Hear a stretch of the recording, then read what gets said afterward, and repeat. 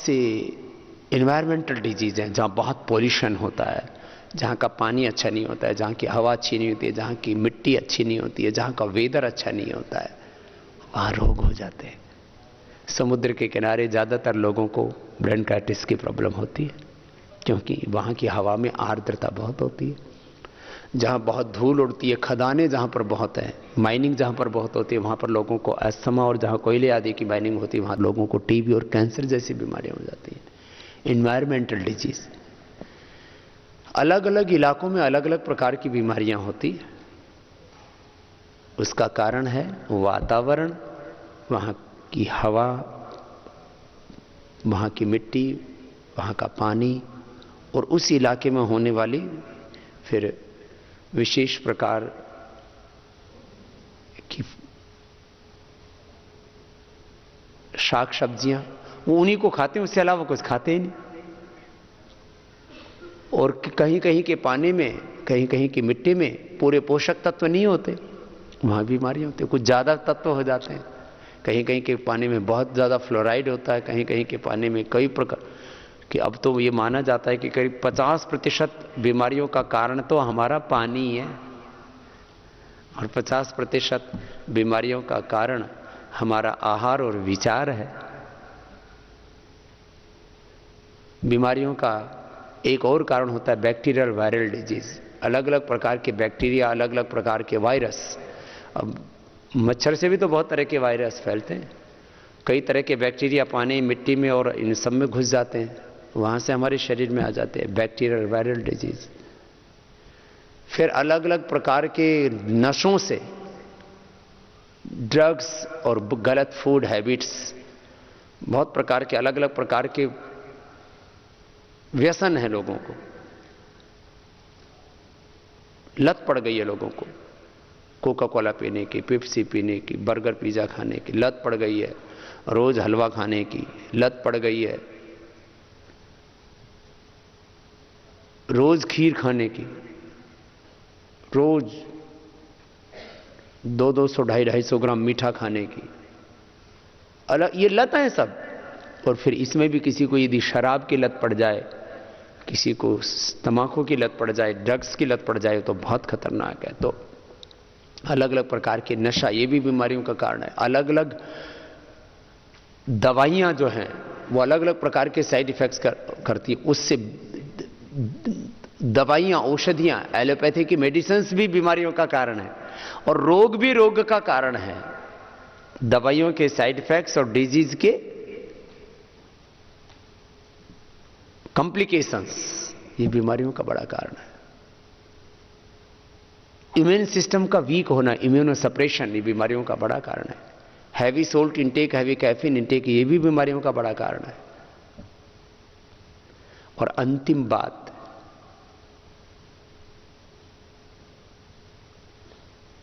Genetic disease, वंशानुगत रोग, ये बीमारियों का मैंने अंत में बताया। एक तरफ ये सारे कारण और एक तरफ ये जेनेटिक डिजीज। इसलिए अभी बात ये चल रही है कि आदमी के जीन्स में जो बीमारियां हैं, जीन्स को करेक्ट किया जाए और उन बीमारियों को निकाल दिया जाए। माने जो बीमारियां पैदा करने वाले जीन्स हैं, उनको आदमी के अंदर जेनेटिक जो है चेंज करके उनको खत्म कर दिया जाए। इसके ऊपर अब लाइफ साइंस, मेडिकल साइंस में काम हो रहा है। ये बहुत बड़ा साइकिल है। जीवन कोई एक दिन में नहीं बन जाता। जीवन चक्र तो अनादिकाल से चल रहा है। सृष्टि कालखंड से देखें तो सृष्टि के आदिकाल से चल रहा है। प्राइमरी प्रिवेंशन का मतलब है ये सब कारणों से बचा जाए, और जेनेटिक डिजीज से लेकर के बाकी जितने भी मैंने डिजीज के कारण बताए, इनका निवारण योग से हो सकता है। योग, आयुर्वेद की औषधियां, प्राकृतिक जीवन शैली अपनाएं और पंचकर्म, षटकर्म आदि के उपाय अपनाते रहें, बॉडी को और माइंड को डिटॉक्स करते रहें, तो हम इन सारी बीमारियों से बच सकते हैं। यह है प्राइमरी प्रिवेंशन। इसलिए योग, आयुर्वेद और प्राकृतिक चिकित्सा क्यों श्रेष्ठ है? क्योंकि इससे हम 100% प्राइमरी प्रिवेंशन कर सकते हैं। 100% उसको बोला जाता है जो अपवाद रूप में, देखो कोई एक आदि शरीर में कोई समस्या हो गई, थोड़ी बहुत कोई परेशानी हो गई, तो एक अलग बात है, वो तो जो है नियंत्रित हो सकती है उपायों से। लेकिन हम ये जितने भी मैंने कारण बताए आपको, इन सब का समाधान है योग, आयुर्वेद और प्राकृतिक चिकित्सा।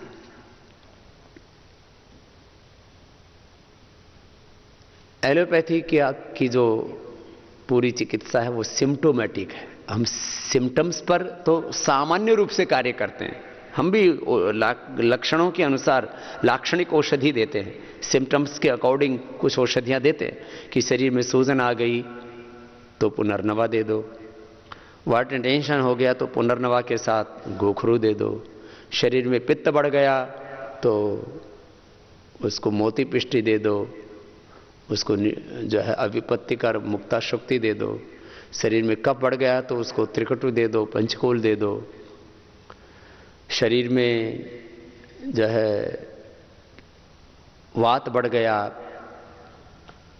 तो एलोवेरा दे दो, हल्दी मेथी सौंठ दे दो, शिलाजीत दे दो।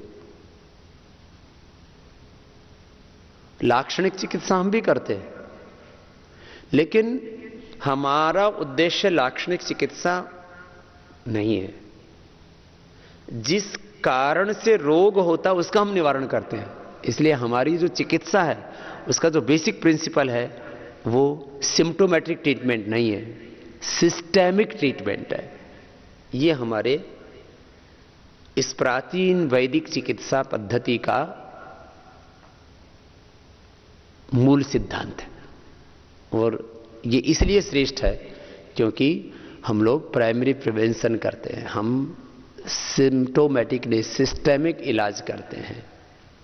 पूरा ब्रह्मांड ऑटो सिस्टम पर, ऑटो मोड पर चल रहा है। ये धरती, ये सूर्य, ये चंद्रमा, ये सारा यूनिवर्स, सारा का सारा यूनिवर्स ऑटोमेटिक सिस्टम पर चल रहा है।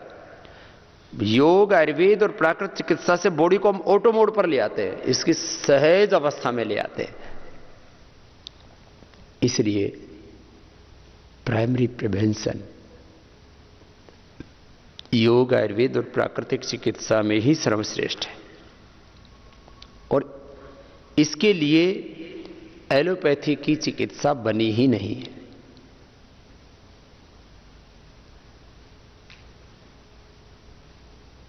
उसमें यद्यपि कुछ ऐसे टीकों का आविष्कार किया है जिससे कि व्यक्ति को रोगों से बचाने में मदद मिल सके, इसलिए पूरी दुनिया में अलग अलग प्रकार के अब टीके लगाए जा रहे हैं। लेकिन वो भी टीकाकरण भी सामान्य लाभ कर रहा है। टीका लगाने से कुछ 2-4 बीमारियों को नियंत्रित कर सकते हैं, वो भी आंशिक रूप से। टीकाकरण क्या है? प्राइमरी प्रिवेंशन है। दूसरा सेकेंडरी प्रिवेंशन, एक बार किसी को हार्ट अटैक आ गया, दोबारा ना आए। एक बार किसी को अस्थमा का अटैक आ गया, ये अस्थमा का अटैक भी हार्ट अटैक जैसा ही होता है। यदि आदमी को ठीक से इलाज ना मिले उस समय तो आदमी की मौत हो सकती है। इसलिए जितने लोग दुनिया में हार्ट अटैक से मरते हैं उतने ही लोग करीब करीब रेस्पिरेटरी सिस्टम के फेलियर होने से मरते हैं। कई बार कहीं कहीं तो उससे ज्यादा मरते हैं। एक बार हार्ट अटैक आ गया, एक बार अस्थमा का अटैक आ गया, ये अर्थराइटिस का भी अटैक आता है। कई बार हम अर्थराइटिस के पेशेंट को ठीक कर देते, फिर 5-10 साल बाद फिर अटैक आ जाता है उसको। बीमारियों का अटैक आता है, आक्रमण होता है। इसी को ही ये जेनेटिक चक्र है। इसको जो प्रारब्ध पर, भाग्य पर बहुत ज्यादा विश्वास करते हैं भाग्यवादी लोग, वो कहते हैं भाई ये तो क्या है, कर्मों का लेखा जोखा है, ये तो पता नहीं कौन से कर्माशय का उदय हो गया इसलिए रोग हो गया, ऐसा बोल दिया जाता है उसको। लेकिन ये सच है कि बीमारियां अटैक करती हैं। हार्ट का अटैक, अस्थमा का अटैक, आर्थराइटिस का अटैक, और कई कई बार तो डिप्रेशन का अटैक पड़ता है, बहुत भयंकर। ये तो लगभग सभी के लाइफ में होता है। हम कभी कभी एकदम ठीक ठाक होते और पता लगा एक ऐसी विचारों की आंधी आई और उसमें आदमी बह जाता है, अपने आप को नियंत्रित नहीं कर पाता है। उसको माता पिता समझाते हैं, बड़े समझाते हैं, उसको समझ में नहीं आता, रोई रोई जा रही है। ये बहनों के साथ भी होता है, भाइयों के साथ भी होता है। इसलिए परिवारों में बहुत ज्यादा संभालना पड़ता है, काउंसलिंग करनी पड़ती है, उनको उत्साह देना पड़ता है। बड़ा खतरनाक है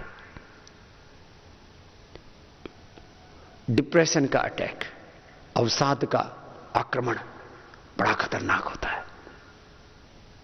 तो एक बार ये आक्रमण हो गया, दोबारा ना हो।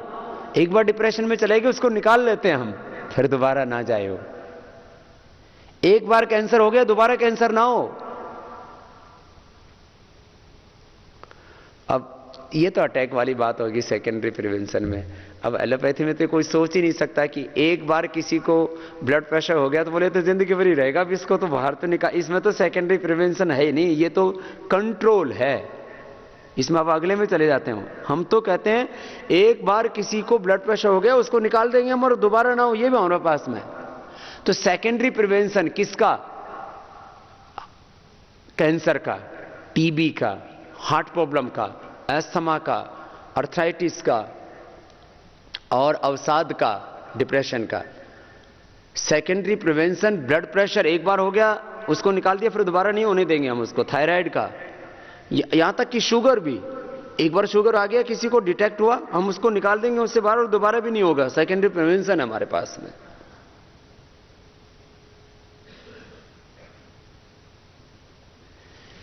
सेकेंडरी प्रिवेंशन बहुत जबरदस्त है। किसमें? योग, आयुर्वेद, प्राकृतिक चिकित्सा पद्धति में, भारतीय चिकित्सा पद्धति। इसको आयुष चिकित्सा पद्धति ऐसा भी बोल सकते हैं, नया शब्द जो है ना आजकल प्रयोग हो रहा है बहुत। और अभी हम इन योग, आयुर्वेद, यूनानी, सिद्धा, होम्योपैथ का तो हम ज्यादा प्रयोग करते नहीं हैं। पंचकर्म, षटकर्म आदि की सारी चिकित्साओं को एक जगह हम समाहित कर दें तो आयुष चिकित्सा, ये आयुष चिकित्सा की ऐसा बोल सकते हैं ना, आयुष चिकित्सा की ये विशेषता है। Primary prevention, secondary prevention, control. Control में 5-7 बीमारियों में एलोपैथी की औषधियों का सेवन किया जा सकता है। हम हठधर्मी नहीं, हठधर्मिता हम नहीं अपनाते।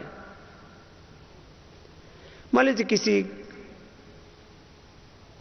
की बॉडी में इंफेक्शन बहुत ज्यादा बढ़ गया है, तो उस समय यदि कोई एलोपैथी की दवाई ली जाती है, या बीपी बहुत जबरदस्त शूट कर गया है, या शुगर एकदम हाई है और उससे लाइफ को थ्रेट हो सकती है, 400-500 शुगर है, तो उस समय उसको इंसुलिन देना पड़े, तो कोई बैर थोड़ी है हमारे एलोपैथी से। तो उस समय जब लाइफ को थ्रेट होती है, ऐसी अवस्था में ब्लड प्रेशर के लिए, शुगर के लिए, थायराइड के लिए या किसी इन्फेक्शन के लिए, या कई बार बॉडी रेस्पॉन्ड ही नहीं कर रही है, तो उस समय कोई स्टेरॉइड देते हैं। अथवा अस्थमा का इतना भयंकर अटैक पड़ा कि उस समय उसको यदि तात्कालिक रूप से यदि कोई स्टेरॉइड आदि नहीं दिया गया, उसको जो उस समय वो इनहेलर देते हैं तो उसमें स्टेरॉइड होता है बहुत लाइट, उस समय लाइफ थ्रेटनिंग से बाहर निकालने के लिए उसको जरूरी होता है, नहीं तो आदमी की मृत्यु हो सकती है। यह अलग बात है कि इसके आयुर्वेद में भी उपाय हैं, लेकिन वो तो कोई कुशल वैद्य हो और उसको सारे साधन उपलब्ध हो वो कर सकता है।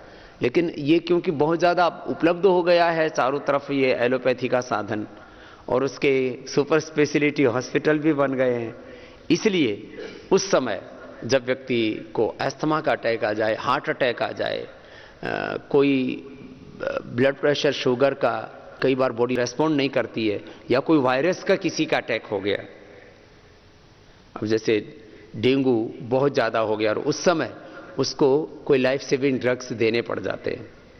यद्यपि एलोपैथी में कोई ऐसी औषधि नहीं है कि जब 5000 से भी नीचे जाने लगते हैं प्लेटलेट्स, और 2-2 बार चढ़ा देते हैं, 2-3 बार भी चढ़ा दिए प्लेटलेट्स और फिर भी ऊपर नहीं उठ रहे, तो आयुर्वेद तो अपनाना ही पड़ेगा फिर भी। लेकिन उस समय एलोपैथी को भी ले सकते हैं। कंट्रोल और एक्यूट मैनेजमेंट में, कंट्रोल में तो और एक्यूट मैनेजमेंट में तो एलोपैथी भी अच्छी है, लेकिन हम कंट्रोल और एक्यूट मैनेजमेंट हम भी करते हैं, लेकिन उसके साथ साथ हम क्योर करते हैं। तो कंट्रोल और एक्यूट मैनेजमेंट के लिए, कंट्रोल माने बीमारियों का नियंत्रण, और एक्यूट मैनेजमेंट माने इमरजेंसी, जब कोई आपातकाल होता है, लाइफ थ्रेटनिंग होती है, उस समय उसको अपनाया जा सकता है। लेकिन क्योरिंग के लिए 99% बीमारियों को हम क्योर कर देते हैं, ये है बड़ी बात। जो 5वां सिद्धांत है उसमें जो हमारी आयुष चिकित्सा है वो सर्वश्रेष्ठ है, भारतीय चिकित्सा सर्वश्रेष्ठ है।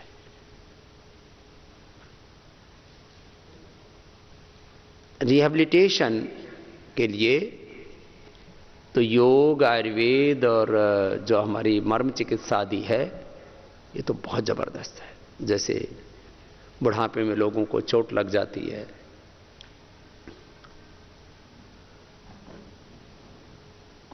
उम्र ढलने के बाद शरीर में रोग घर कर जाते हैं। किसी भी प्रकार के ऐसे रोग जिनको हील करने में काफ़ी दिक्कत होती है, उसमें आयुर्वेद, योग, मर्म चिकित्सा आदि अलग अलग प्रकार के जो हमारे आयुष की प्रक्रियाएं हैं वो ज़्यादा इफेक्टिव हैं रिहैबिलिटेशन में। बाकी एलोपैथी में भी लोगों को, जैसे बाहर तो बड़ी उम्र में नर्सिंग होम्स उनको बोलते हैं, जहाँ पर जो है मेडिकल केयर बहुत अच्छे उनको दिए जाते हैं। एक तरह से वो हॉस्पिटल कम हाउस होते हैं, इस तरह की व्यवस्था रखी जाती है। हमारे यहाँ तो पूरी जीवन पद्धति को ही हम बदल देते हैं, और 99% हमारी ये कोशिश रहती है कि व्यक्ति को सामान्य जीवन प्राकृतिक तरीकों से दिया जाए। वहाँ तो पूरे अलग तरीके के उपाय अपनाए जाते हैं। तो रिहैबिलिटेशन माने जो उम्र जनित या बड़ी उम्र में कई बार बहुत तरह की प्रॉब्लम्स हो जाती हैं, और उनसे उनको बाहर निकालने के लिए कुछ उपाय अपनाए जाते हैं, उसको रिहैबिलिटेट करना बोलते हैं। और पैलिएशन ये बड़ा खतरनाक है। माने अब दिख रहा है कि अब इसका कैंसर ठीक होने की स्थिति में नहीं है, इसका हेपेटाइटिस ठीक होने की स्थिति में नहीं है, इसका अर्थराइटिस, इसका सोराइसिस ये ठीक होने की स्थिति में नहीं है पूरी तरह से। तो जितने भी दिन ये जिए तो उसको सुखपूर्वक जी सकें, इसके लिए चाहे वो भयंकर पेन किलर्स होते हैं, स्टेरॉइड्स होते हैं, अथवा उसमें और दूसरे लाइफ सेविंग ड्रग्स दिए जाते हैं। तो इसमें मॉडर्न मेडिसिन और आयुर्वेद, आयुष, ये दोनों ही समान रूप से लाभ करते हैं पैलिएशन में। सब प्रकार के रोगों में हमने देखा है। तो मैं आपसे कह रहा था कि हमारे पूर्वज ऋषियों से जो हमें आयुर्वेद का ज्ञान मिला है, ये इसलिए श्रेष्ठ है कि इसके द्वारा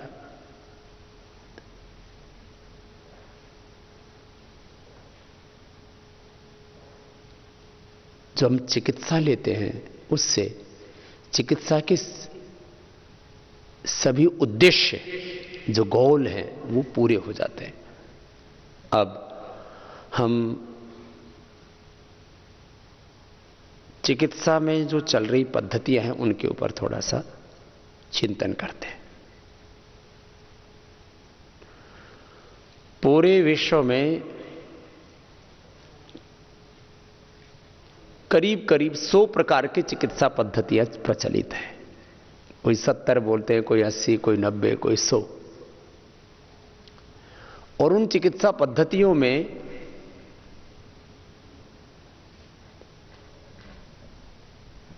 यदि हम उसको 2 भागों में बांटें, अब चिकित्सा पद्धति तो क्या होती है, जिस